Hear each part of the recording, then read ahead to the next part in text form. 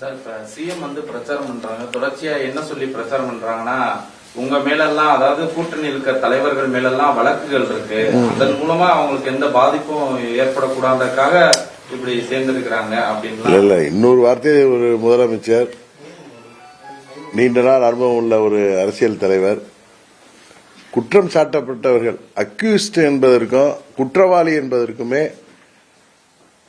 Convict என்பதற்கும் வித்தியாசம் தெரியாமல் அன்றைக்கு குற்றவாளிகள் எல்லாம் கூட இருக்காங்கன்னு சொல்லி பேசுறாரு. அதனால அவரு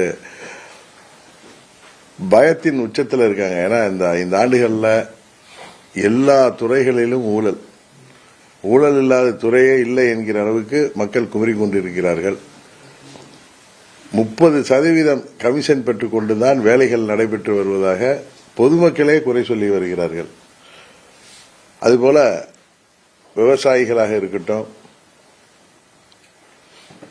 அரசு ஊழியர்களாக இருக்கட்டும், ஆசிரியர்களாக இருக்கட்டும், மின்துறை ஊழியர்களாக இருக்கட்டும், போக்குவரத்து துறை ஊழியர்களாக இருக்கட்டும், மருத்துவர்கள், செவிலியர்கள், ஏன் மாற்றுத்திறனாளிகள் வரை இந்த ஆட்சியிலே போராடாத மக்களே இல்லை, பொதுமக்கள் இல்லை என்கிற அளவிற்கு இந்த ஆட்சி 21 தேர்தல் வாக்குறுதிகள் எல்லாம் நிறைவேற்றாமல் திராவிடல் மாடல் என்பதே ஒரு சீட்டிங் மாடல் என்பதாக இந்த ஆட்சி நடந்து கொண்டிருக்கின்றது.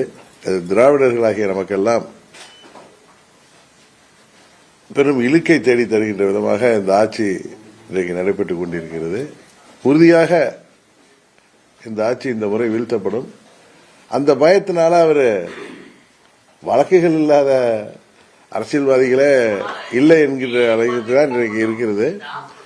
முதல்வர் அவர்கள் அவங்க அப்பெல்லாம் 76ல் சர்க்காரியா கமிஷன்ல தப்பிப்பதற்காக காங்கிரசுக்கு எப்படியெல்லாம் காவடி தூக்கினார்கள் என்று தெரியும்.